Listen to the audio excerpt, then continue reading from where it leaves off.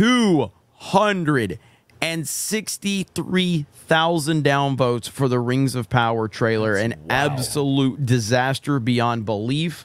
There is nothing that they can say. There's nothing they can do. This is a shit show. Everybody hates this shit. No one's looking forward to this. And the backlash and the perfect timing of the House of the Dragon trailer with over 100,000 upvotes and only 1,600 downvotes. Outside of the fact that everybody seems to really enjoy House of the Dragon, because I haven't seen season 1, but them dropping the trailer right on top of Rings of Power is such a power move. And it's such a boss thing to do. Yeah. The best thing about this for me is that it has they have taken. It's almost like the scene at the end of 8 Mile. You remember, like when Eminem v. Rabbit basically took everything that they could have said about him, you know, and he had nothing. Papa Doc had nothing. That's what they've done with this in terms of the mainstream media can't write a toxicity piece on fans about how fans are just negative. Fans hate when women are prominent in shows. They can't do it because House of the Dragon took all of their fucking ammo from them and just crushed them. And that is my favorite part of this entire story. Well, it's a huge fucking dick move, like in the best way possible.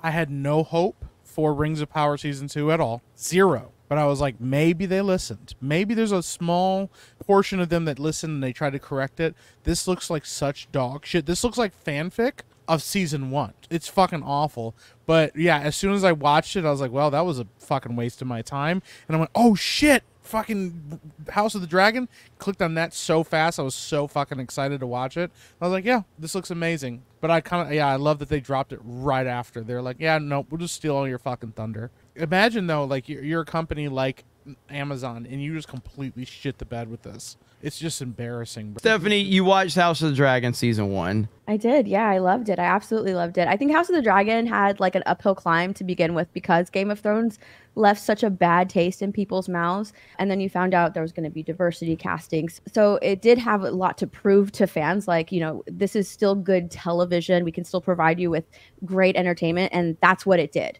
Whereas Rings of Power, when they came out, all they focused on was the diversity, the diverse casting. That's all the cast ever spoke out about. Game of Thrones really kind of focused on like the story and the characters, whereas Rings of Power just completely made that their marketing tool, and they didn't even have a great show to back it up. You know, so that's why people are just like, nah, this is terrible. This is terrible TV, terrible marketing, and you're ruining Tolkien's work. Whereas Game of Thrones, they're really staying true to like the story, the characters, and it's just really good television. I love it.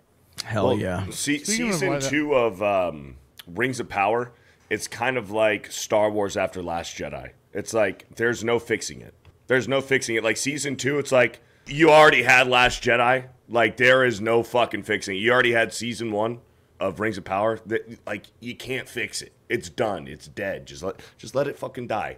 Honestly, I haven't heard anything negative about House of the Dragon. It was great. I haven't heard anything negative.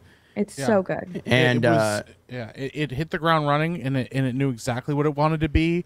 It knew exactly what its audience was, and it doesn't ignore Game of Thrones, but it very much is like, yo, like we know what you like Game of Thrones, and here it is.